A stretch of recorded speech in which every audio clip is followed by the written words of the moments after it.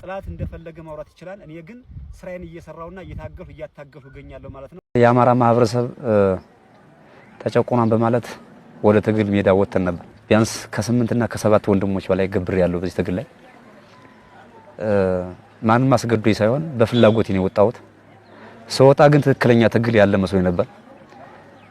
እውነት ያዘለ ትግል መስሎኝ ነበር። ግን ከገባን በኋላ ይሄን ትግል ከጀመርነው በኋላ የአማራ ማህበረሰብ እንኳን ነፃ እናወጣው ቆርጦ በኢኮኖሚ እያደቀቅን በኢኮኖሚ እያዳከምነው ዛም አልፎ ደግሞ በድህነት አረንቋዬ ተዘፍቆ እየታየ ይገኛል ማለት ነው። የአማራ ማህበረሰብ አማራን ሲበድል የነበረው ከዚህ በፊት ሲበድል የነበረው አካል አሁን ደግሞ ያ አካል አማራን አግዛለሁ ከአማራ ጎን ነኝ ብሎ ተሰልፎ እዋጋለሁ የሚል አካል አለ። ግን በጠቅላላ ትግሉ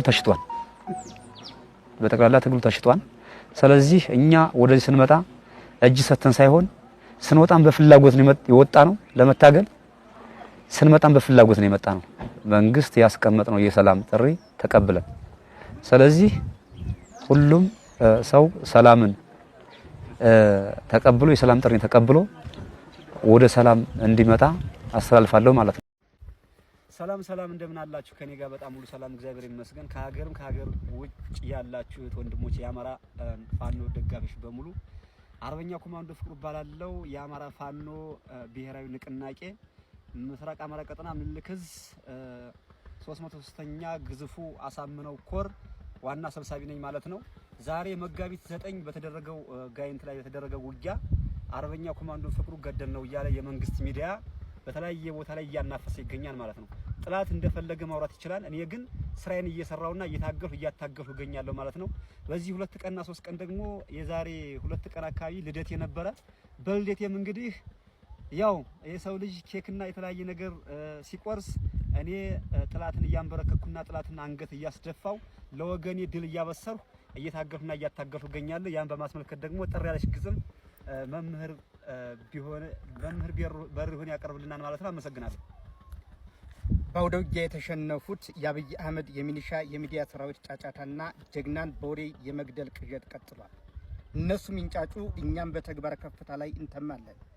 በእንጭጩ የጨነገፈው የአብይ አህመድ ጀግናን በሚዲያ የመግደል ህልም ቅዠት ሆኖ ቀጥሏል።